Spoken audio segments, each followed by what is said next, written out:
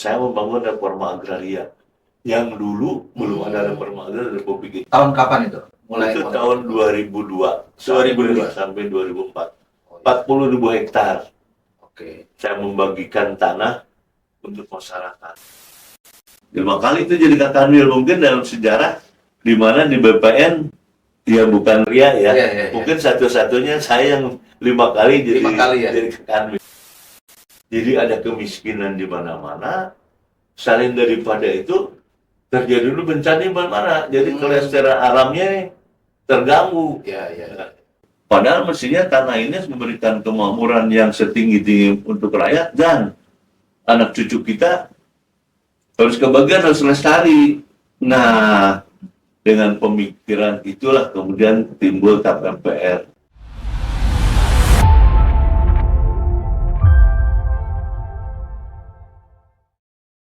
Assalamualaikum warahmatullahi wabarakatuh. Jumpa lagi dengan saya Dwi di podcast Universitas Nusa Bangsa, Kampus Merah Putih, Nusa Bangsa, Solusi. Mantap. Ya. Oke, UNB Lovers, kali ini kita sudah kedatangan tamu istimewa. Beliau adalah Ketua Yayasan PKMK Nusantara. Kita sambut Bapak Insinyur Dodi Imron Khalid MS. Terima kasih. Selamat datang Pak Dodi. Terima kasih atas undangannya. Ya.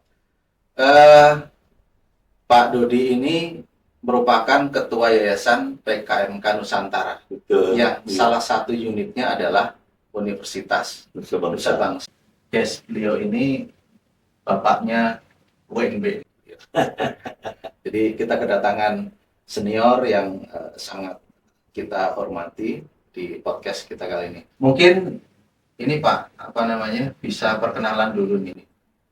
Siapa Bapak secara lebih mendalam? Silakan.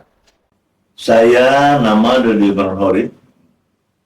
Saya dilahirkan di Kabupaten Cianjur. SD SMP di Cianjur. SMA saya di Bandung. Melanjutkan S1 di Bandung, di Unpad. S2-nya di Kalimantan. Oh, jauh. Di Banjarmasin pada saat saya memang menjadi Kakanwil di Kalimantan Selatan. Iya. Jadi Kalimantan Selatan menjadi tempat kelahiran yang kedua. Karena sejak jadi CPNS sampai jadi Kakanwil eselon 2, saya di Banjarmasin. Saya aktif di berbagai bidang. Ketika di Banjarmasin itu saya membina sepak bola. Saya juga di KNPI. Dulu KNPI ya. Sekarang mungkin nggak musim lagi ya. Dulu KNPI disebutnya kawah tanda dibuka untuk pengkaderan generasi muda ketika itu ya. KNPI mungkin ada yang belum tahu, Pak. Komite Nasional Pemuda Indonesia. Jadi sampai sekarang saya kira masih ada ya. Sekarang mungkin tidak populer. Dulu populer karena semua OKP, organisasi kepemudaan itu berhimpun di mana di KNPI. Iya. Termasuk OKP yang di kampus ya. Seperti HMI, PMI, GMKI, PMKRI, semua ketemunya di KNPI. Ya. Jadi kita berdiskusi, ya kita baguslah. Selain kita melatih kepemimpinan, kita bersaing dengan sehat, keluarga pun menjadi banyak. Iya. Yang sering kata orang kan ketika ada ormas naik dengan jet ribut di sana, sudah nggak mungkin kita ketemu di sini. Karena sudah ketemu dalam satu tempat yang sama. Komite Nasional Pemuda Indonesia. Ya semoga ke depan ini bisa dibangkitkan kembali ya. Karena bagi saya sendiri itu suatu rasa yang bagus ya. Dulu memang keren disebutnya kawah canda di muka pengkaderan pemuda Indonesia. Jadi ketika seseorang aktivis organisasi sudah berkumpul di situ, itu benar-benar sudah menjadi bersatu bersatu ya. Jadi ras, agama, suku itu sudah tidak ada lagi. Sama. Yang ada adalah NKRI. Betul. Saya nggak tahu sekarang pemuda apa, kayaknya belum ada lagi ya organisasi yang saya nggak ngikutin ya. Yang artinya bisa melingkupi seluruh organisasi kepemudaan, sehingga ya itu dalam satu wadah yang sama gitu ya mungkin ya. Mungkin gini Pak, tadi menarik dengan Bapak aktif di KNPI, padahal waktu itu Bapak sudah sebagai pegawai negeri sipil. Itu menarik juga ya, kenapa masih mau ya? Jadi memang kan ketika kita ingin jadi pimpinan dimanapun juga, apakah sebagai baru, makanya sering disebut itu kawah canda di mukanya pemuda. Artinya kalau sudah masuk ke situ bisa dibilang udah kompeten seperti itu ya Pak. Ketika dia jadi apapun juga, mungkin ilmunya sudah mumpuni di bidang manajemen dan kepimpinan mungkin gitu ya. Iya. Tapi masuk akal juga ya, karena setidaknya dengan ketemu dengan berbagai tadi ada suku, ras, agama dan golongan, itu akan membentuk satu jiwa nasionalisme ya. Dan saya sering menghimbau kepada teman-teman semua ini, termasuk teman-teman yang di asrama. Saya bilang kalian kalau mau jadi pimpinan masa depan, itu harus belajar organisasi. Di mana bisa di infra, di sini kan ada pendaki gunung, ada apa ya? Iya. Juga ekstra. Ya, kalau ekstra dulu tuh kelompok Cipayung, PMI, apa namanya, GMKI, di Martapura ya. Kabupaten Banjar, ibu kotanya itu di Martapura. Orang lebih banyak menyebutnya Martapura. Gini, nanti coba bagi yang wine developers yang ada di Martapura nih, boleh spill nggak Pak? Namanya dulu apa nih? Jangan-jangan sekarang masih ada nggak nih? Sekarang udah nggak ada ya? Sudah 50 tahun yang lalu. Sudah nggak ada ya. Siapa tahu masih ada kan, mungkin cikal bakal klub yang ini kemudian diteruskan menjadi yang masih ada KNPI. Oh, KNPI aja ya. KNPI masih ada, ditanya nanti Kang Dodi ada nggak di sini? Karena orang Kalimantan semua manggil saya Kang Dodi. Tidak yang manggil Bapak. Berarti sekarang mau panggil Bapak panggil Kang aja biar familiar ya. Jadi baik di kantor maupun di mana di luar gitu ya. Orang kayaknya lebih nyaman manggil saya Kang Dodi gitu. Jadi kalau nanti ke Martapura, insya Allah lah kalau nanya Kang Dodi pasti dia kenal. Karena saya aktif di Golkar. Saya ketua bagian pemuda Golkar di mana saya ketua KNPI Kabupaten Martapura karena kantor saya bukan di Martapura.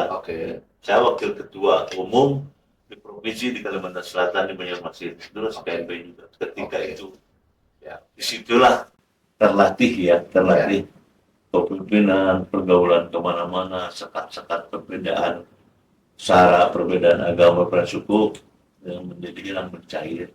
Jadi saya juga titip kepada semua lah, kalau bisa atlet di organisasi supaya paham lah tentang perbedaan itu apa. Biar tidak menjadi egois gitu ya. Toleransi itu seperti apa, kita sabar ketika sakit hati. Memang manusia kan itu senang, suka, duka kan biasa. Kalau sudah terbiasa kita, ya udahlah. Memang seperti itu. Hari ini kita tidak nyaman, ya udahlah. Sudah jangan kemudian dipikirkan berhari-hari berlebihan. Sakit hati sama Pak Diki sampai bertahun-tahun, itu kacau itu. Kalau bahasa sekarang hari ini aja. Bahasa sekarang lebay. Jangan lebay. Nah, dari Martapura, kemudian perjalanan dilanjutkan kemana? Jadi kepala kantor di Tapin. Kabupaten Tapin. Pindah saya ke Kabupaten Kota Baru. Nah, di Kota Baru saya mulai kenal main golf. Jadi ketika main golf di Bupati, banyaklah kenal dengan orang-orang berbagai-bagai di golf. Ada TNI, ada Polri, ada pengusaha, ada pegawai, ada semua kumpul. Dan dari obrolan situ, saya membangun reforma agraria.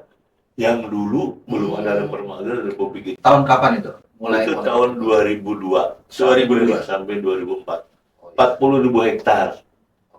Saya membagikan tanah untuk masyarakat. Punten. Kalau saya potong sebentar. Tadi reforma agraria dengan membagikan tanah. Itu memang ada perintah dari kantor atau mungkin semacam kebijakan yang dibuat oleh Bapak atau Akang ya? Iya. Akang, selaku pimpinan waktu itu. Jadi semua dari hati. Oh, gitu. Pimpinan memerintahkan, saya kan sudah jadi pimpinan walaupun kecil kan. Saya sudah jadi kepala kantor, saya bisa menentukan sendiri sejauh tidak bertentangan dengan peraturan perundangan. Saya punya ide gagasan, saya lapor sama atasan, itu bagus. Lanjutkan. Nah, saya dari Banjarmasin, dari mana? Dari Kota Baru. Kemudian alhamdulillah saya naik jadi Kakanwil di Kalimantan Selatan. Jadi saya jadi Kakanwil di Kalimantan Selatan, ya. Kemudian saya pindah jadi Kakanwil di Kepulauan Riau, Batam. Ya. Jauh lagi setelah dari Kepulauan Riau, saya pindah lagi jadi Kakanwil di Sulawesi Tenggara. Di Kendari itu. Di Kendari. Ya. Jadi kadang-kadang perjalanan pesawat dulu ya, dulu banyak itu. Hanya ada 2-3 berangkat dari Jakarta itu sekitar jam 9. Sampai Kendari jam 2 malam itu. Transit. Iya, lama. Transit dan perbedaan waktu barat sama tengah kan. Ditambah 1 jam. Ya. Jadi kadang-kadang jam 1, jam 2 baru sampai rumah. Saya dari situ baru ditarik jadi Kakanwil di Jawa Tengah. Oh, pernah di Jawa Tengah? Pernah di Jawa Tengah. Dari Jawa Tengah kemudian dimutasi ke Jawa Timur. Jawa Tengah, Jawa Timur. 5 kali itu jadi Kakanwil, mungkin dalam sejarah di mana di BPN dia bukan RIA ya. Mungkin satu-satunya saya yang 5 kali jadi Kakanwil. Tapi luar biasa juga memang 5 kali ya. Kakanwil eselon 2 ya? Iya. Saya setelah dari mana? Dari Kakanwil di Jawa Timur, baru saya tarik dari Kepala Biro Perencanaan Hubungan Luar Negeri di pusat. Ya. Kemudian angkat naik lagi jadi eselon 1, saya jadi putih.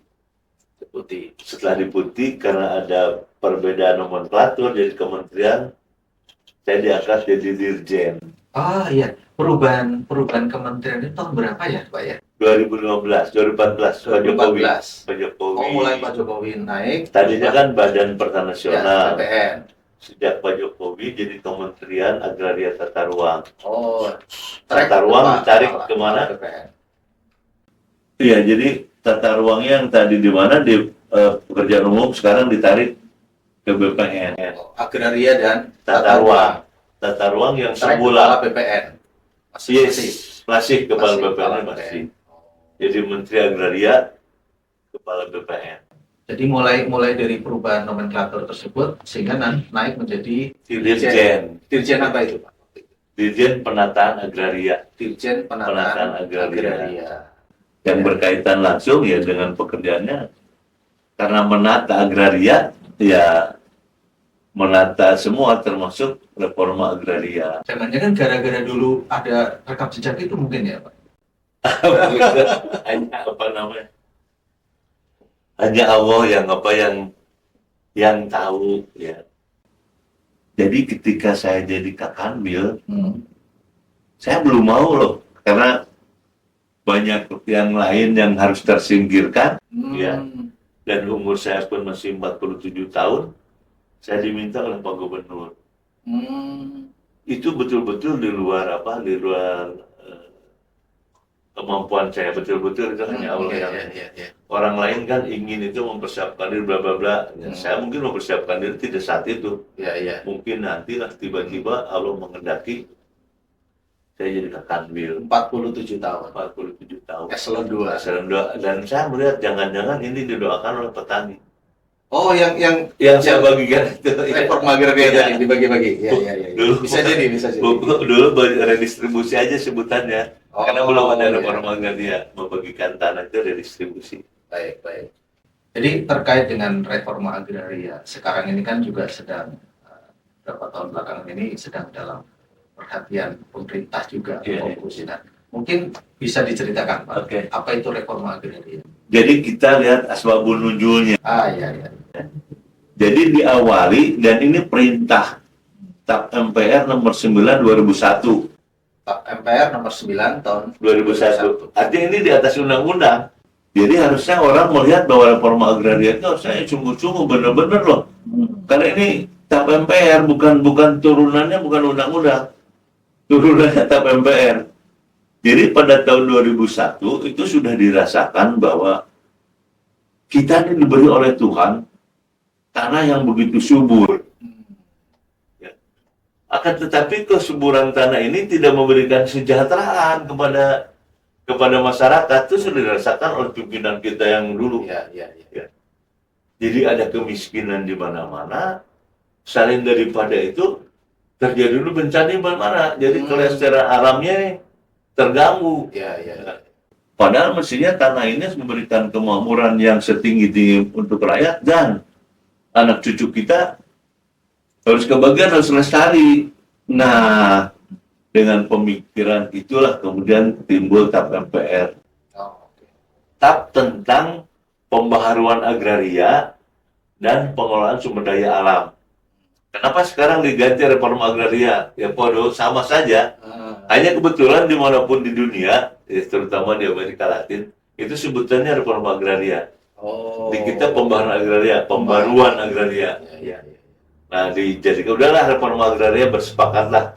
Tapi kalau dalam TAP MPR itu pembaruan. Membarukan agraria, kira-kira gitu ya.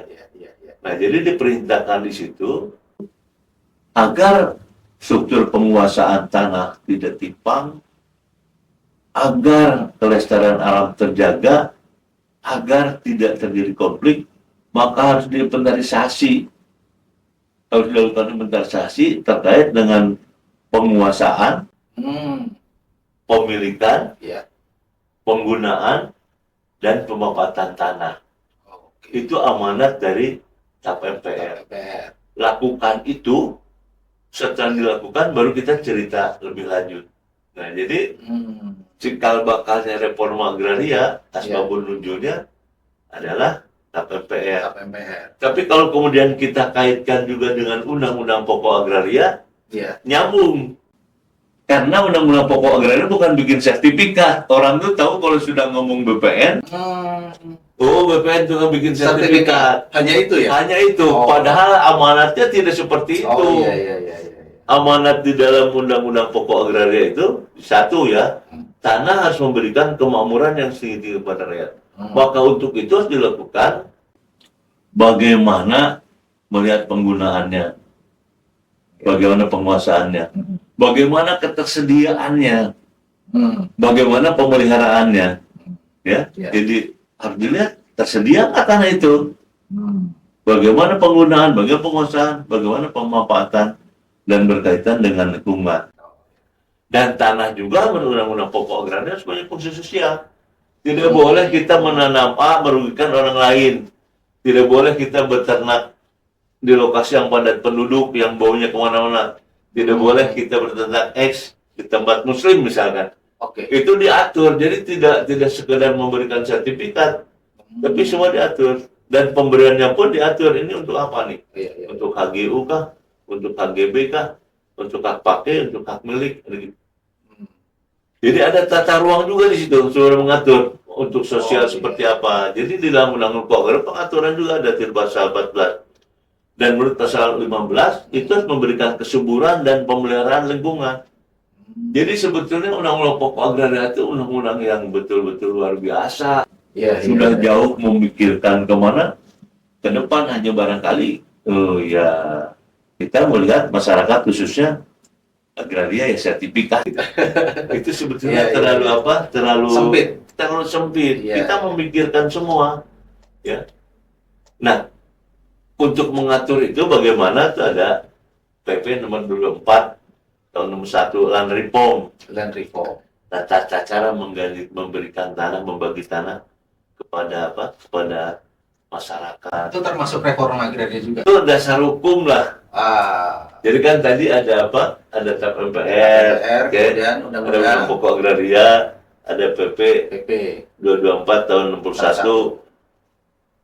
Terbitlah terakhir keluar Peraturan Presiden nomor 62 tentang 2023. Jadi Peraturan Presiden Perpres nomor 62 tahun 2023. Itu tentang reforma agraria. Nah, langsung menujunya reforma agraria. Ya. Sebetulnya penataan hukum dan politik pertanahan yang sesuai dengan Undang-Undang Dasar 45 Pancasila. Itu Kenapa sebetulnya harus kita dari atas kan kita gitu melihat ya. ada tap MPR, politik kan itu kan, Ya, ya. ya. Jadi penataan hukum dibaiki dulu hukumnya kalau memang agraria ini mau benar. Karena persoalan hukum di Republik terlalu banyak. Tanahnya satu, Ya. tanahnya satu. Yang ngaturnya ada beberapa undang-undang. Ada undang-undang kehutanan ngatur tanah. Oh iya, iya. Tata ruang ngatur tanah. Pertambangan ngatur tanah. Transmigrasi ngatur tanah. Perkebunan ngatur tanah. Semua ngatur tanah, barangnya satu. Ya. Tapi kalau kita kembalikan aja ke Undang-Undang Pokok Agraria, kan sudah di Undang Pokok Agraria. Makanya pembaharuan agraria itu antara lain, reforma agraria itu tadi, penataan kembali, ditata kembali yuk politik dan hukumnya. Jangan seperti sekarang. Nah, tapi orang jarang memproporsikan reforma agraria itu hanya penataan, bukan penataan penguasaan, pemilikan, penggunaan, dan pemanfaatan untuk keadilan. Itu bagian dari reforma agraria. Jadi saya ulangi, reforma agraria itu penataan kembali hukum dan politik pertanahan berdasarkan Undang-Undang Dasar 45 dan Pancasila. Ya. Baru setelah ini ada dua kegiatan. Satu ya, aset reform atau sama dengan land reform biar mudah. Ya. Nah ini namanya penataan, penguasaan, pemilikan, penggunaan, pemanfaatan tanah yang berkeadilan.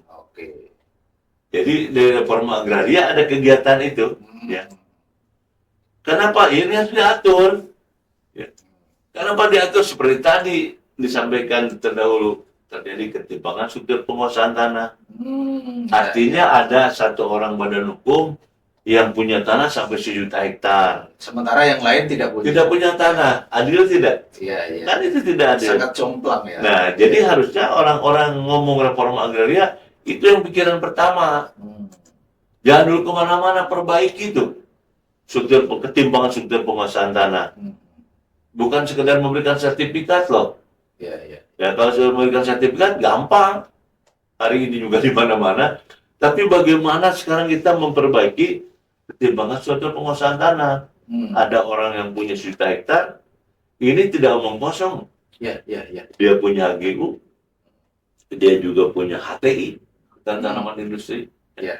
Dia punya HGB, itu kalau ditotalkan, ya, mungkin 1 juta hektar, mungkin ada yang lebih. Katanya sih, ada yang sampai lebih. Sementara Pak Diki tanahnya, mungkin tetangga Pak Diki ada yang nggak punya tanah tuh. Petani kita di sini banyak yang punya tanah. Buruh tani itu jutaan orang loh. Yang petani yang petani gurem, petani yang luas tanahnya 0,3 hektar, itu sekarang sudah 15 juta. 15 juta orang. Yang tidak punya tanah 0,3 hektar. 0,3 hektar. Ya itu BPS tuh. Yang tidak punya tanah, saya pastikan lebih dari itu. Jadi yang menjadi buruh mungkin ya? Buruh tani, ya buruh tani kan banyak tuh buruh tani. Jadi kalau ini kemudian dibiarkan, maka dan pemanfaatan. Berarti yang dibilang pemilikan itu kalau sudah ada bukti sertifikat. Selain itu penguasaan, termasuk girig juga penguasaan. Nah, mungkin paradigma ini ya buat UNB lovers saya kira juga masih banyak yang belum paham terkait tadi. Oh, girig, kalau saya punya girig berarti ini milik saya gitu. Ternyata bukan ya, Pak. Kepemilikannya belum bisa sudah milik tapi belum kuat secara yuridis. Oh, iya. Nah, dampaknya banyak kalau belum sertifikat. Iya. Dampaknya jadi kalau kita hanya punya girig gitu, nanti ketika kita jual beli aja. Itu harganya pasti akan lebih murah daripada yang sertifikat. Ketika ini mau dibagikan waris, ini juga susah. Ya ukurannya kan belum jelas. Oh iya. Kalau girig itu tidak, kalau sertifikat itu ukuran jelas. Sekian meter, kalau surat dari kepala desa belum tentu bisa lebih, bisa kurang. Bisa juga kurang. Ya. Jadi ketika kita punya surat, tidak bisa dianggunkan ke bank. Punya girig nggak laku di bank. Tapi ketika punya sertifikat, laku di bank. Oh. Ya. Ketika kita akan beli mobil pun, orang mau sekarang udahlah pakai sertifikat Anda aja. Kalau giring, terus surat-surat lainnya, letter C dan sebagainya, itu belum bisa. Jadi pemanfaatannya lebih bagus kita sudah punya hak milik. Dan hak itu punya kekuatan hukum yang kuat dibanding hak HGB sama HGU ya. Nah kemudian batasnya pun menjadi jelas. Jadi kalau besok ada orang ngaku gitu ya, dan sekarang banyak tuh overlap. Kalau kita sudah punya sertifikat, clear lah bisa diamankan di pengadilan pun bisa menang. Tapi kalau kita belum punya sertifikat, ya bisa aja oleh apa sekarang istilahnya tuh mafia-mafia tanah itu dimain-mainkan. Oh iya. Nah, jadi harapan memang dihimbau ya yang punya tanah daftarkan aja. Sekarang murah kok, ada PTSL. Kalau dulu Prona ya. Dulu Prona, sekarang PTSL. Pendaftaran tanah sistematik. Pendaftaran PT tanah sistematik, hanya lengkap. Sertifikat aja jadi. Berarti kalau yang sering, ini saya sebagai orang awam, yang sering ada istilah giring, letter C, letter D gitu ya? Kalau letter D nggak ada. Apa yang itu berarti belum sebagai bukti kepemilikan yang sah, yang kuat. Hanya di desa aja mungkin dia iya. Tapi negara belum. Oh gitu. Tapi tetap daripada tidak punya surat, masih mendingan itu. Kalau nggak punya surat ya repot nanti ketika ya mohon maaf ya sekarang ini kan ada mafia tanah ya. Iya banyak. Jadi pemilik tanah itu luar biasa, strukturnya juga. Ya semua terlibat. Ya, termasuk aparat juga. Bahkan korbannya banyak juga yang public figure ya. Banyak. Ternyata, bukan hanya masyarakat kecil ya, banyak. Masyarakat kecil banyak. Cuma tidak terekspos. Oh iya. Karena public figure jadi ketika dia ngomong se-Indonesia tahu. Kalau orang Bogor, temannya Pak Diki, orang nggak tahu itu. Banyak. Ya ada lah artinya. Dan alhamdulillah kan dan pemerintahan yang sekarang gitu ya, Pak Prabowo kan sungguh-sungguh ya akan menindak lah mafia tanah. Balik lagi ke balik lagi ke mana? Ke reforma ya. Nah jadi di dalam reforma agraria itu ada dua kegiatan. Kegiatan satu aset reform atau land reform. Satu aset reform. Ya, keduanya pemberdayaan akses reform. Ya. Jadi kalau aset reform itu mungkin populer di masyarakat land reform lah. Ya. Ya, kalau akses reform itu populer di masyarakat pemberdayaan. Oh. Iya. Jadi ada aset, ada akses. Tadi yang aset ada 4 ya, yang pemilikan, penguasaan, penggunaan, pemanfaatan. Ya. Jadi kalau penggunaan ya ini nih gedung kampus ini. Ya. Tapi kalau pemanfaatan ya di tanah kampus ini ada ada ruang belajar, ada kolam, ada kantin, ada masjid, itu namanya pemanfaatan. Oh gitu. Ya, jadi beda antara penggunaan dengan pemanfaatan tanah. Ya. Sekarang bagus banyak nih. Penggunaannya sawah. Tapi di atas sawah sekarang ada restoran, gitu kan? Ada villa, dan itu namanya pemanfaatan tanah. Jadi nilai tambahnya lebih tinggi daripada penggunaan. Ya, saya ulangi ya. Yang banyak di Bogor nih sekarang, atau di mana ya, penggunaan tanahnya sawah. Tapi dimanfaatannya tidak hanya untuk sawah. Ya, sawahnya ada, tapi di atas sawah itu sudah ada restoran gitu ya, ada kafe, sebelah sananya ada cottage gitu, sebelah sana sebagiannya ada macam-macam. Tapi sawahnya juga masih ada, tidak hilang. Oh iya. Jadi sawahnya tidak hilang karena sawah menjadi tempat untuk rekreasi juga, jadi sambil makan melihat sawah gitu. Dan kalau di mana seperti di Jepang gitu ya. Itu di tengah kota. Di Tokyo itu masih ada sawah. Di Jakarta sudah nggak ada sawah. Iya. Di Republik ini ya seperti di Kota Bogor mungkin sudah nggak ada sawah. Dulu banyak sawah. Tangerang mungkin sebentar lagi sawah habis. Ya. Konversi dari mana? Dari sawah ke non sawah. Itu cerita berikutnya. Ya. Tapi dalam konteks tadi, apa namanya? Pemanfaatan aset reform tadi. Iya. Ya, jadi kalau ada sawah kemudian di atasnya ada villa, ada rumah makan dan lain sebagainya, itu positif. Itu bagus, nilai tambahnya kan tinggi. Berarti maksudnya positif Iya. korelasinya. Nah, bagaimana sekarang menata itu, ya? Kita lihat objeknya. Objek yang akan kita tata, khususnya masalah penguasaan pemilikan tuh, dari mana menata ini?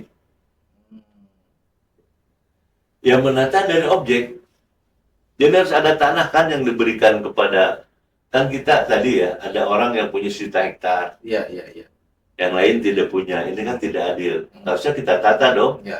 Anda jangan 1.000.000 hektar, ada 500.000 hektar saja. Iya. Yang 500.000 hektar kita bagikan kepada orang-orang miskin, kepada subjek namanya. Nah, dari mana mengambil objeknya itu? Ya.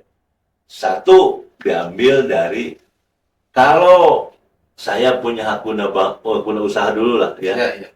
Saya punya hak guna usaha, memohon namanya pendaftaran pertama. Itu sekarang dipotong 20%. Jadi kalau dia memohon 10.000 hektar, maka 2.000 hektar itu menjadi objek reforma agraria yang akan kita bagikan kepada orang-orang yang tidak punya tanah, khususnya petani. Kalau di mana? Kalau di pedesaan gitu ya. Nah, kalau misalkan terlanjur nih memohon tapi belum memberikan, nanti dijaring pada saat perpanjangan. Iya. Kan proses hak guna usaha yang luas aja dulu kita ceritanya ya. Mohon nih, namanya pemberian. Dipotong 20%. Kalau pada saat pemberian belum dipotong, nanti dipotong pada saat perpanjangan. Saat perpanjangan belum, pembaharuan yang ketiga. Jadi di BPN itu dikenal ada pemberian hak, ada perpanjangan hak, yang ketiganya pembaruan hak. Jadi itu balik lagi, kalau sudah habis pembaruan mohon awal lagi. Tapi itu jangka waktunya sama?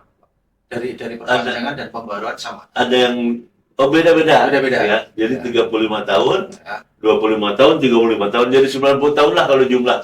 Tergantung nanti kebijakan Pak Kanwil sama Pak Menteri mau diberikan berapa dulu nih. Kita berikan 30. Di awalnya berikan 30 tahun. Besok kita berikan 25, besok berikan 35. Ya. Tapi bervariasi, ada yang 25 dulu, ada yang 30. Yang kalau ditotalkan umumnya 90 tahun lah pemberian HGU. Nah, itu yang pertama ya. Yang kedua, kalau haknya habis. Pak Diki punya HGU 1.000 hektar. Diberi oleh negara 30 tahun. Tahun ke-31, ternyata oleh Pak Diki tidak diperpanjang. Tidak dimanfaatkan. Nah, itu pun menjadi objek reforma agraria. Otomatis. Ada nggak? Ada, di Bogor pun ada. Nah, itu seluruhnya Pak. Dari asal HGU 10.000 hektar, 10.000 jadi objek semuanya. Iya, umumnya kalau seperti itu biasanya menjadi tanah telantar. Iya. Jadi biasanya ya, tapi ada juga yang masa habis berlakunya digunakan sebagian. Ya, sebagiannya ada juga yang ditelantarkan 10.000 hektar tidak dimanfaatkan. Itu semuanya kita ambil. Jadi kalau yang tidak diperpanjang, misalkan sudah digarap 2.000 hektar, yang 8.000 hektar yang kita ambil. Habisnya masa berlakunya nih. Ya. Tapi ini belum habis masa berlakunya. Misalkan diberikan 30 tahun. Baru 5 tahun, itu dia tidak mengembangkan lagi. Tahun ke-6, tahun ke-7, tahun ke-8, tetap aja 2.000. Maka yang 8.000-nya itu bisa diambil oleh negara. Namanya tanah telantar. Jadi tanah telantar bisa diambil oleh negara yang nanti didistribusikan, dilanrepomkan kepada masyarakat. Jadi satu objek itu ya, 20% dari perpanjangan, ya. Tanah yang habis masa berlakunya, tanah telantar, yang paling banyak ini tanah telantar. Dan tanah telantar itu juga tidak sebagian clear and clean. Sebagian ada yang sudah dimanfaatkan oleh masyarakat. Iya. Nggak apa-apa, itu aja kita yang sudah dimanfaatkan masyarakat Diresmikan. Resmikan ya, resmikan lah ya. Gampangnya mungkin diresmikan ya. Tapi gini Pak, tadi menarik ya, yang land reforma agraria ini kan tadi kalau bahasa gampangnya bagi-bagi tanah buat masyarakat. Saya bahasakan gampangnya ya. Gampang. Nah, bagi-bagi tanah ini itu statusnya gimana? Apakah ini kepemilikan atau pemanfaatan atau penggunaan atau apa ini? Sudah kepemilikan. Langsung kepemilikan. Jadi kalau nanti saya cerita objek dulu sebelum situ ya. Jadi objeknya kan tadi 20% ya. Kemudian tanah yang tidak dimanfaatkan. Kemudian tanah telantar. Ya. Bekas tambang. Bekas tambang di kawasan hutan ya. Ya. Kemudian ada pelepasan 20 hektar dari kawasan hutan. Kawasan hutan, jadi nanti ada kawasan non kawasan. Kita cari yang non kawasan aja dulu biar nggak bingung ya. Ada bekas tambang ya. Ada konflik. Perusahaan A konflik dengan masyarakat. Kita selesaikan. Ya. Nanti bermusyawarah, yang dikeluarkan itu dijadikan objek reforma. Nah, jadi bagaimana mengaturnya? Tadi pakai land reform. Jadi harus tahu CPCL-nya, calon petani dan calon lahannya. Sudah ketahuan ini sekarang ada 2000 hektar. Ya. Masyarakatnya ada 2000 orang. Ya. Clear lah. Berarti seorang 1 hektar. Kalau misalkan orangnya banyak, ya dibagi aja. Nah, yang menentukan ini, siapa orang-orangnya, itu dari bupati. Ya, jadi nanti masyarakat, kepala desa, berembuk, sodorkan ke bupati. Tentunya masyarakat dulu ya. Jadi masyarakat udah oke, nanti keluarlah calon penerima sertifikat. Nah, dengan itu dimasukkan, didaftarkan ke mana? Ke BPN. Di BPN diukur, sudah diukur, diterbitkan hak, diberikan sertifikat, dibagikan kepada masyarakat. Hak milik itu. Ya. Jadi prosesnya pakai redistribusi, pakai land reform yang tadi, dari awal kan, land reform. Jadi tata caranya begitu. Jadi sudah kita dapat dari mana aja? Apakah dari tanah telantar, apakah dari pemberian, apakah dari hagionya yang sudah habis, apakah dari konflik, apakah dari tambang, semua prosesnya melalui redistribusi, melalui reform. Jadi calon petani, calon lahannya harus diketahui oleh bupati, karena bupati yang dianggap lebih tahu, menguasai sebagai penguasa ya. Kalau yang lebih tahu mungkin masyarakat dengan kepala desa di situ. Tapi kalau sudah sah, ya. Kalau kebijakan bupati kan yang melawannya siapa? Iya. Secara hukum kan kuat gitu ya, tidak akan digugat gitu ya. Gugat pun perlawanannya, kalau hanya Pak RT kan besok digugat sama siapapun lemah. Tapi kalau bupati, udah pasti kuat lah. Ya. Memang jadi panjang birokrasi, ya nggak apa-apa. Kenapa harus ke bupati panjang? Ya nggak apa-apa, tapi yang jelas pasti kalau kebijakan bupati relatif lebih aman. Iya. Betul. Relatif lebih aman. Nah, nanti kalau bupati sudah oke, dikasihkan ke kantor pertanahan nanti menerbitkan sertifikat hak milik asli. Apakah sudah terjadi? Sudah. Saya pelakunya. Saya di Cianjur, nggak jauh dari Istana Presiden. Itu konflik masyarakat dengan perusahaan. Kita selesaikan, dikasih 153 hektar. Dibagikan ke 400 orang. Jadi masing-masing ada setengah hektar, sehektar. Dan harga sekarang nilainya bisa 1 juta semeter. Karena tidak jauh dari Istana Presiden Cipanas. Iya. Nah, tapi saya jaga ini tidak boleh diperjualbelikan. Dikunci di dalam sertifikat. Tanah redistribusi tidak boleh diperjualbelikan. Ya ada memang diberi jaka 10 tahun ya. Hmm. Tapi kita sudah janganlah ini untuk, apalagi di Cipanas itu kan sebentar lagi jadi, entahlah 10 tahun lagi Iya, mungkin iya, 10 iya. juta ya. Ya, perkembangannya Pesat. pesat. Nah, tadi Pak, menarik ada istilah CP, CL, calon petani dan calon lahan. Berarti bisa dibilang reforma agraria ini punya syarat. Dia harus mungkin petani. Objeknya, Ya. nah jadi ada objeknya tadi tanah, subjeknya Nah, satu petani, petani. penduduk situ dibuktikan KTP. Ya, ya, ya. Dia harus miskin. Petani kalau dia punya sawah, nanti dulu lah itu urutan ke-17. Ya. Jadi petani di situ. Ya. Jadi gini, objek itu kan ada dua, ada yang di kota ya, ada yang di desa, kita cari yang di desa ya, di lurah. Di lurah masih pertanian ya. Memang nanti objek ya, subjeknya orangnya itu petani. Ya. Setelah petani bisa juga non petani, misalkan buruh ya. Guru SD yang memang miskin tapi dia kan banyak di kampung-kampung tuh pekerjaannya guru honorer tapi dia bisa bisa bertani.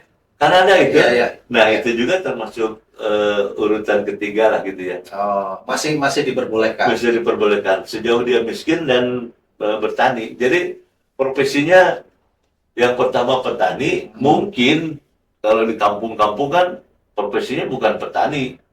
Iya. Bisa tentara, bisa polisi, ya babinsa segala macam. Tapi dia juga punya tanah, punya pekarangan, macul sendiri, sendiri.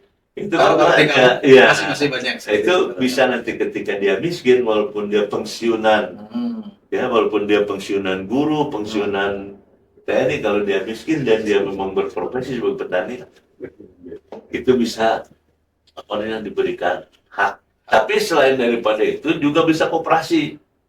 Oh, badan hukum bisa. Badan hukum koperasi, yayasan. Nah, yayasan ini, yayasan mana?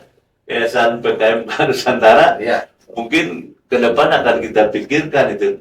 Tapi seharusnya memang boleh ya, Pak? Boleh, yayasan boleh. Memang ada. Jadi kalau tadi subjeknya ada perorangan kan itu ya. Perorangan tadi ya. Ada juga yang bukan perorangan, yang badan hukum bisa koperasi, bisa BUMD di desa itu. Ya. BUMDes. Bisa juga koperasi, bisa yayasan. Nah, jadi yayasan mana, yayasan PKM kita memang kita sedang berpikir. Kita cari tanah yuk lah di mana. Biar nanti Fakultas Pertanian, Fakultas Kehutanan prakteknya. Oke. Lokasi itu. Nah, ini Pak, tadi menarik kan dari reforma agraria. Jadi ada subjek, ada objek ya beda ya. Objeknya tanah, subjeknya manusia. Ya, manusia ada kriterianya. Tanah dari mana? Tadi yang diceritakan. Banyak, ada 12 kriteria. Oh, tadi yang gede aja disebutin. Yang gede aja ya. Yang gede aja. Nah, jadi gini juga mungkin ini tidak, orang mungkin bingung ya. 20% dari perubahan tata ruang. 20% dari perubahan tata ruang ini perlu penjelasan ya, karena memang orang banyak yang tidak paham. Ini kebun nih. Perkebunan ya, di mana di daerah apa itu? Jonggol kan banyak ya? Iya. Atau Sentul kemana? Itu kan banyak perkebunan tuh. Ya. Perkebunan itu haknya pasti hak guna usaha HGU. Ya. Ketika dirubah oleh pemerintah daerah tata ruangnya, bukan perkebunan, jadi pemukiman, jadi pertokoan, jadi pusat pendidikan, maka nanti sertifikat yang akan diberikan harus HGB. Jadi terjadi perubahan tata ruang dari perkebunan ke non perkebunan, mengakibatkan terjadi perubahan hak. Ya. Dari HGB bisa ke hak milik, ya, bisa ke perumahan, dan itu wajib dikenakan 20%. Kenapa? Ya. Karena memang nilai tambahnya menjadi tinggi. Jadi kalau perkebunan mungkin harga tanah itu hanya 1000 semeter, tapi kalau sudah jadi perkotaan, ya contoh lah di Sentul. Iya. Dulu berapa sih semeter? 50.000. Sekarang mungkin 10 juta atau 5 juta. Nah itu dulu Sentul itu kan perkebunan. Sekarang sudah bukan perkebunan, sudah jadi perumahan, jadi mall, jadi lapangan golf, jadi macam-macam. itu terjadi perubahan tata ruang dari perkebunan ke perkebunan. Karena terjadi perubahan hak juga terjadi, maka itu dikenakan 20%. Kalau itu di perkotaan, maka nanti si subjek haknya itu bukan petani, tetapi ya orang-orang kota lah. Mungkin buruh, mungkin pedagang, mungkin apa di kota kan sudah bukan petani lagi. Ya, tapi sudah ada Pak yang seperti itu ya? Sudah. Sudah ada ya? Sudah ada. Terus gini, untuk tadi kan terpikir bahwa reforma agraria kan salah satunya adalah agar tanah ini tidak terlantar. Nah, pernah nggak misalnya apakah sudah dibikin satu sistem yang mengunci kalau nanti kalian mentelantarkan tanah ini akan diambil negara lagi atau seperti apa? Oh ya pasti itu. Ada ya? Ada ya. Tapi gini, orang kan lapar tanah ya. Dia kan tidak punya tanah. Kalau diberi tanah ditelantarkan itu nggak masuk akal, nggak mungkin lah dia. Ya. Dia pasti dengan diberi tanah, dia pasti akan bersyukur sama Allah Subhanahu Wa Taala, dan pasti dia akan mengerjakan tanah itu, tidak mungkin ditelantarkan. Tapi kalau besok ditelantarkan ya diambil lagi oleh negara. Dengan berapa lama jangka waktu adakah itu? Kalau untuk HGU ya kita berikan, misalkan ini koperasi ini, badan hukum kan kita berikan kepada koperasi. Misalkan 100 hektar lah. Ya. Selama 2 tahun koperasi tidak menggarap, itu bisa dijadikan tanah telantar. Langsung dicabut? Dengan proses. Ada panitia C. Semua tidak bisa main cabut, semua ada proses. Tapi kalau dalam proses terus kemudian, ini mau diproses, diolah lah gitu, itu bisa gugur nggak Pak proses itu? Dia ada peringatan nanti. Jadi ada panitia C, ya. Jadi panitia C turun ke lapangan, panggil perusahaan, saya peringatkan ya. Nah, peringatan pertama, peringatan kedua, peringatan ketiga, peringatan ketiga juga ternyata tetap masih mentelantarkan, kita ambil lagi kepada negara. Talak 3 berarti. Talak 3. tiga kali ya. Udah nggak ada alasan lain. 3 kali ya talak 3. Tidak ada alasan. Berarti sudah ambil gitu. Oke. Itu kita baru cerita tentang objek subjek ya, belum cerita yang lain ya. Masih banyak. Ya? Tapi gini Pak, seandainya nih kita berpikir reforma agraria ini, kalau saya pribadi menangkap bahwa sepertinya memang reforma ini kaitan dengan untuk menunjang salah satunya adalah ketahanan pangan. Gimana? Iya, antara lain ya. Jadi kalau kita cerita masalah ya. Jadi masalah reforma agraria itu satu masalah ketimpangan struktur penguasaan tanah. Ada yang punya tanah banyak, itu masalah ya. Yang kedua kemiskinan dan pengangguran. Oke, ya. Yang ketiga ketahanan pangan. Masalah nih yang harus diselesaikan oleh reforma agraria, ketahanan pangan. Yang keempat konversi penggunaan tanah dari sawah ke yang lain, ke non sawah. Ya. Yang keenam masalah lingkungan. Jadi banyak masalah, antara lain masalah ketahanan pangan. Tapi itu paralel, tidak bisa enggak jadi salah satu paket. Misalnya gini, untuk Republik ini bisa menangani masalah ketahanan pangan, ya, tentunya faktor-faktor yang tadi itu pertama, ya redistribusikan dong kepada masyarakat tanahnya. Itu yang pertama. Jadi bagikan dong kepada masyarakat, kan itu ya. Langkah pertama. Langkah kedua, tolong jangan ada rekonversi itu. Jadi kalau sekarang di Jawa ini katanya ya BPN dan BPS itu setahun antara 60 loh sampai 100 hektar setahun. Tanah yang berubah dari mana? Dari sawah, khusus sawah, ke non sawah. 60 sampai 100 hektar per tahun. Di kita di Jawa Barat. Ya, itu hitungan yang paling rendah lah. Paling katanya ada ngomong sampai 100.000, ada yang sampai 10.000. Kita ambil yang 100 aja. 100 hektar aja. Setahun loh. Kalau 5 tahun, 200.000 hektar. Oke. Kalau 10 tahun, 5.000 hektar. Itu kalau kita hitung 10, ada yang mengatakan 60.000 sampai 100.000 per tahun. Dan ini bisa masuk akal kalau kita lihat ke Pantura, Tangerang, kota Tangerang, Ya. mungkin 5 tahun lagi sudah tidak ada sawah. Ya. Kalau ini dibiarkan ya, Bekasi, kota Bekasi, itu juga mungkin sawahnya tinggal berapa lagi. Kabupaten Bekasi masih lumayan, Karawang lumayan, Purwakarta sudah mulai, Subang, terus Pantura ini sawahnya terus menyempit. Kalau ini tidak ditanggulangi, ya omong kosong kita cerita tentang ketahanan pangan, kedaulatan pangan, kemandirian pangan. Ini omong kosong. Jadi kalau kita ingin cari ketahanan, ya, ketahanan pangan, ketersediaan pangan, itu tentunya masalah konversi penggunaan tanah dijaga. Itu ada undang-undangnya, Undang-Undang Nomor 41 Tahun 2009 yang disingkat LP3B, Lahan Pangan Pertanian, LP2B, Lahan Pangan Pertanian Berkelanjutan. Nah, jadi kalau ketahanan pangan, ya, selain mencetak sawah yang baru, kan ada intensifikasi ya, ketahanan pangan itu cara kita ada intensifikasi, ada ekstensifikasi.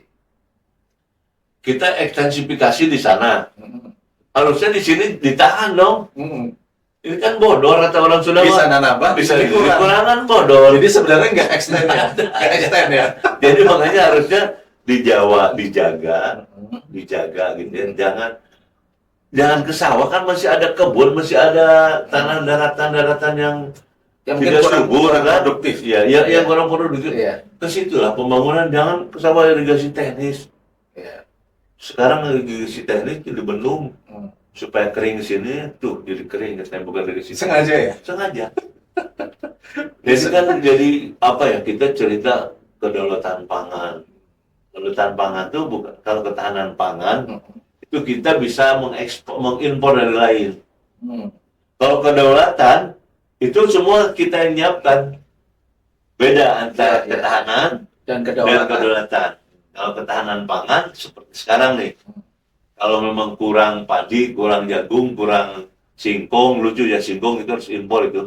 Kurang singkong, kurang terigu, kita boleh impor.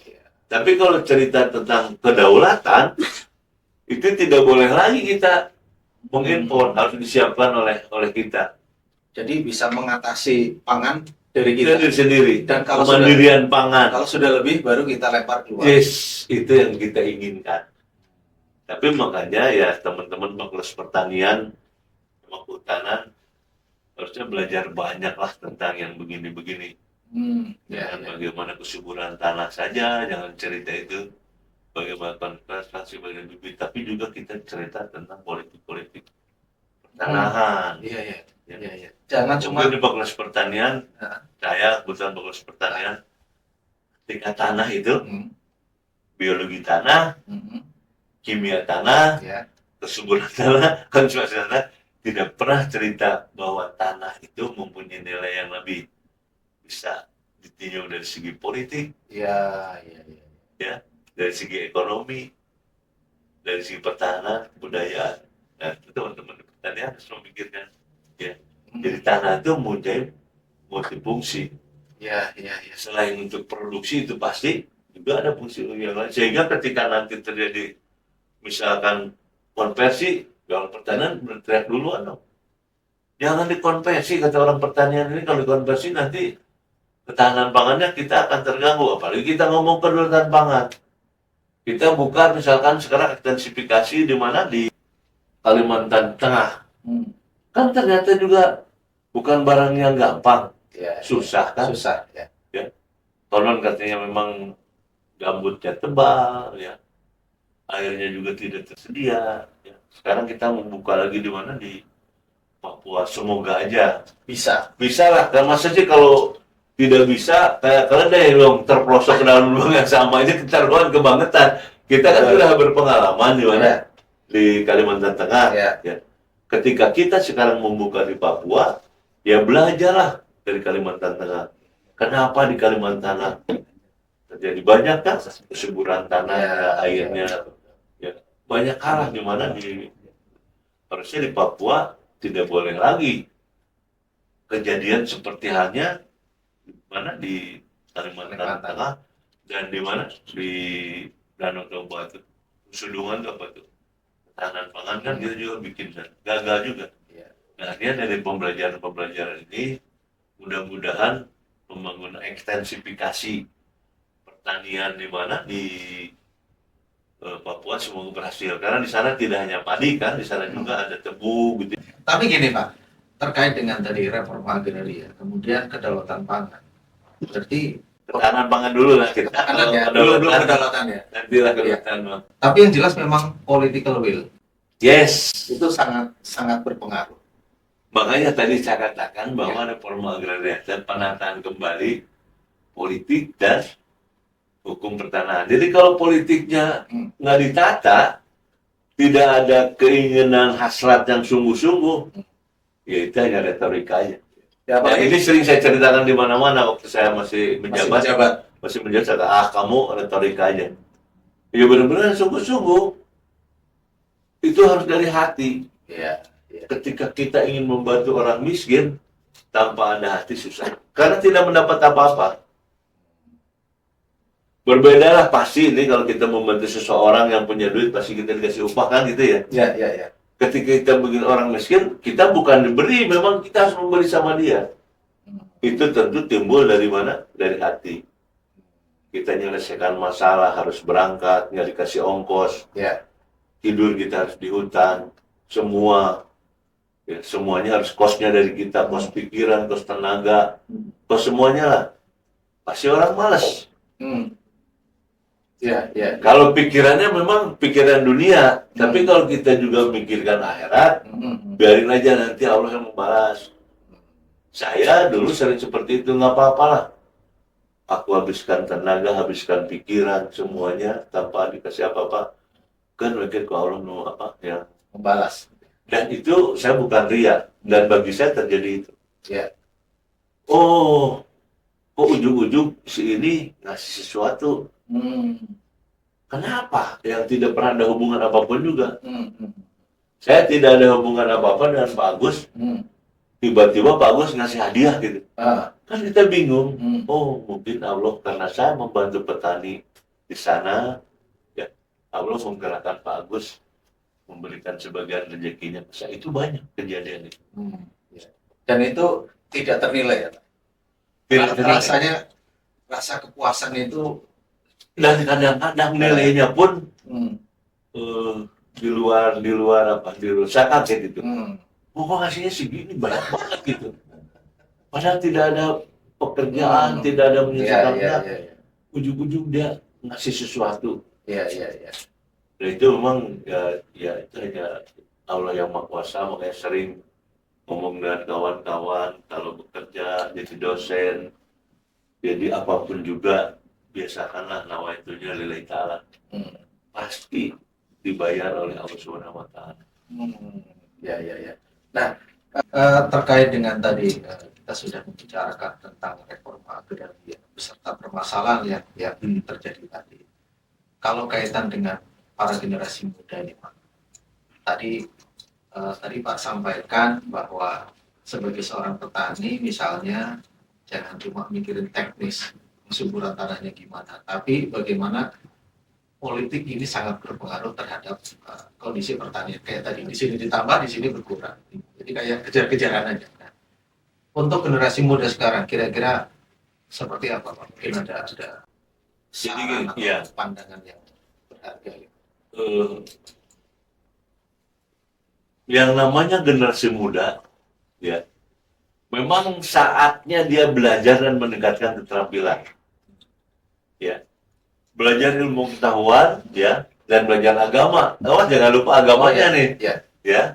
So bagaimanapun kita pinternya, kalau tidak ada ramu agama itu tadi jadi koruptor, jadi mafia, jadi segala macam. Jadi saya sarankan kepada teman-teman mahasiswa generasi muda, Anda harus belajar. Ya, selain dari apa, keterampilan itu kepemimpinan, gitu ya, harus dilatih itu. Mungkin ada bakat di bidang kesenian, itu harus dilatih itu. Ya. Ada bakat di bidang agama, bakat. Jadi antara pengetahuan dan keterampilan itu usahakan paralel.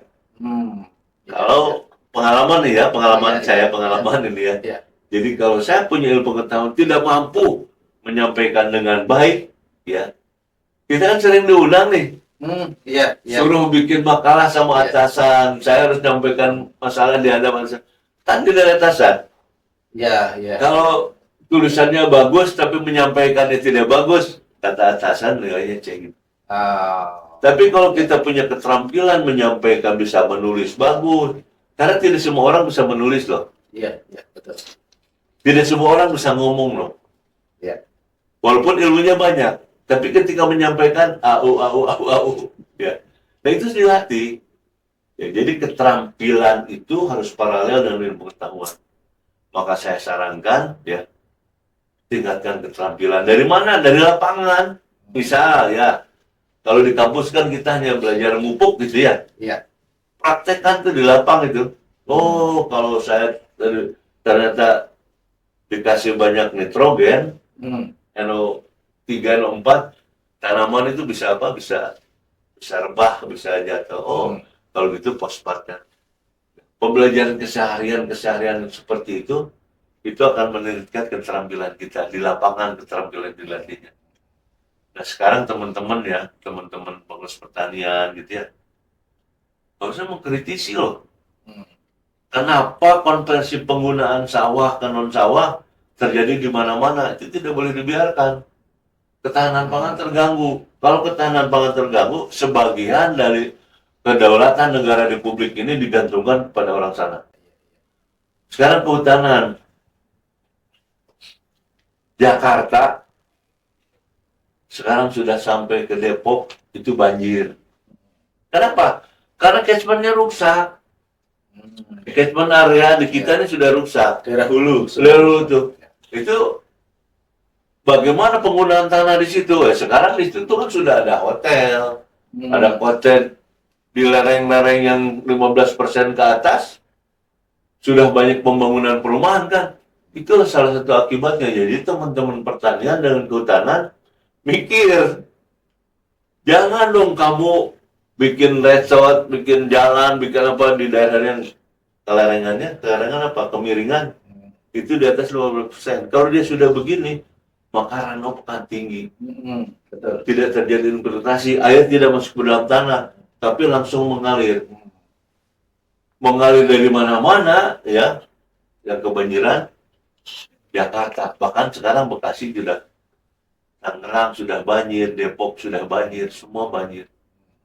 Nah, harusnya teman-teman pertanian juga belajar tentang itu. Mungkin di kampus itu nggak diajarkan secara mendetil itu. Mungkin, nanti kalau catchment area rusak banjir. Tapi praktek di lapangan seperti apa? Kenapa terjadi itu? Selain terjadi konversi dari hutan, ya, ini konversi, kalau di atas konversi nih. Dari hutan ke non-hutan. Dari mulai Ciawi ke atas, coba sekarang kita perhatikan. Yang semula kebun, yang semula hutan, sekarang sudah jadi hotel. Sudah secara ekonomi, ya menguntungkan. Kalau mahasiswa ngomongnya ekonomi, fokus ekonomi nih, dia setuju tuh. Nggak apa-apa dibangun hotel.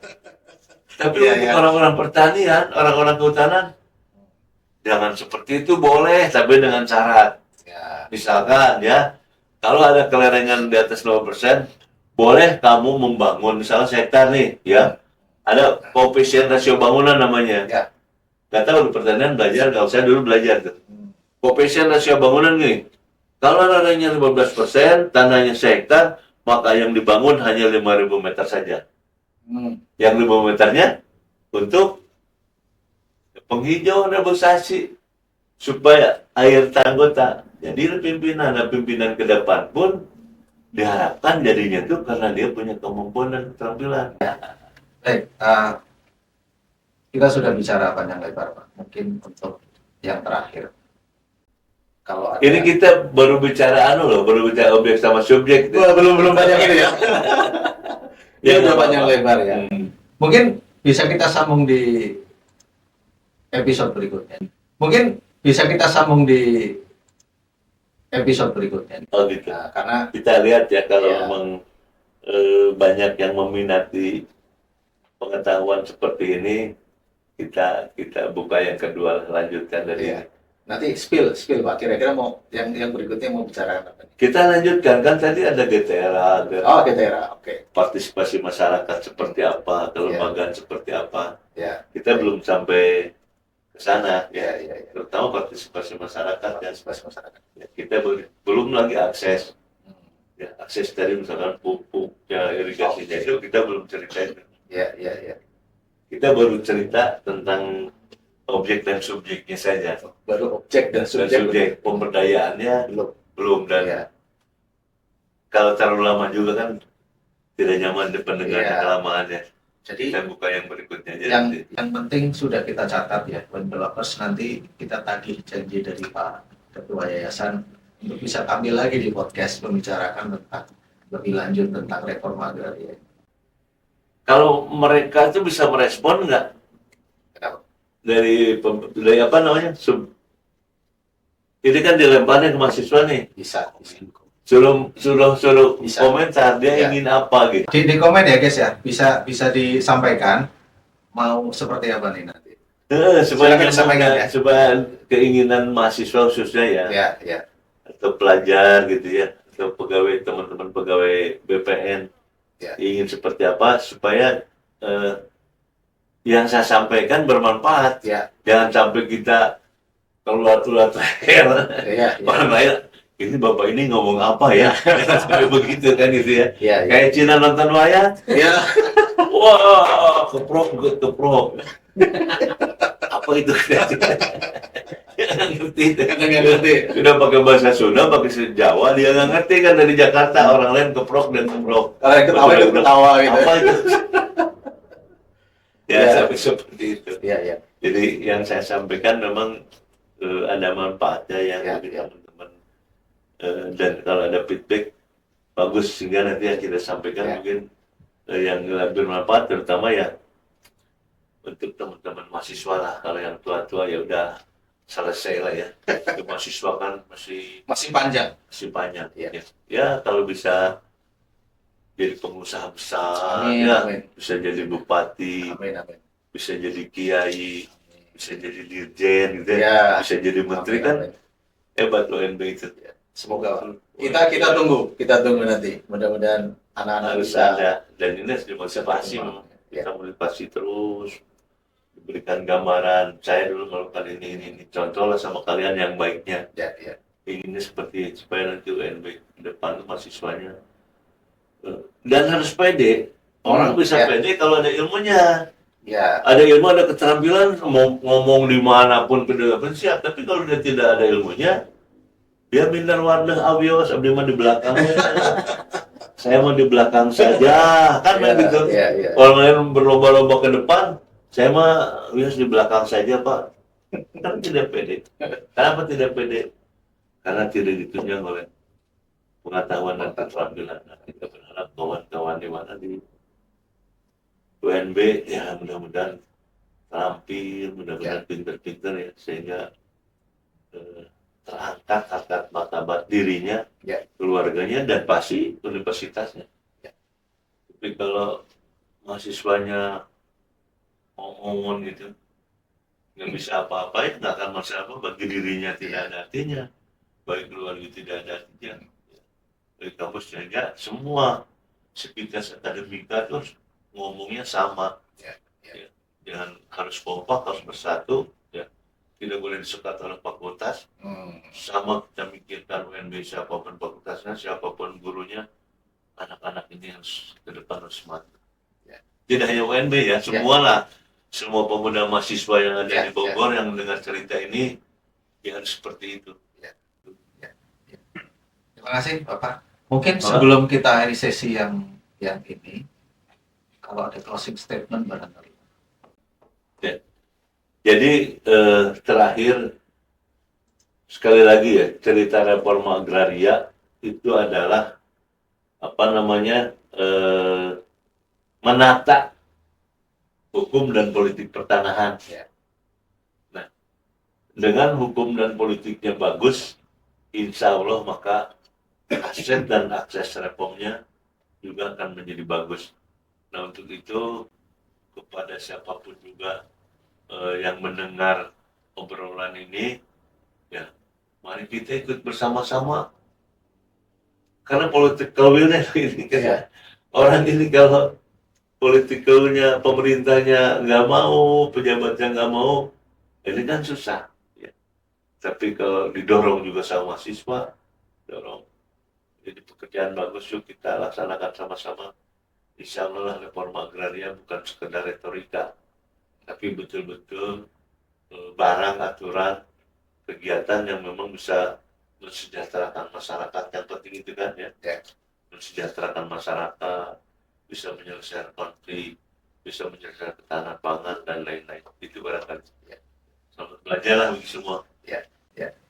Terima kasih Bapak Ketua Yayasan yang sudah berkenan bergabung di podcast Kampus Universitas Nusa Bangsa, dan kita harapkan suatu saat nanti di episode yang selanjutnya bisa bergabung kembali.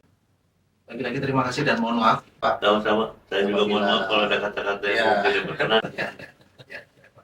Baik, WNB Lovers, sampai di sini episode kali ini dengan Ketua Yayasan PKMK Nusantara. Sampai jumpa kembali di episode berikutnya dengan tamu-tamu yang tidak kalah menarik dari pembahasan kita kali ini.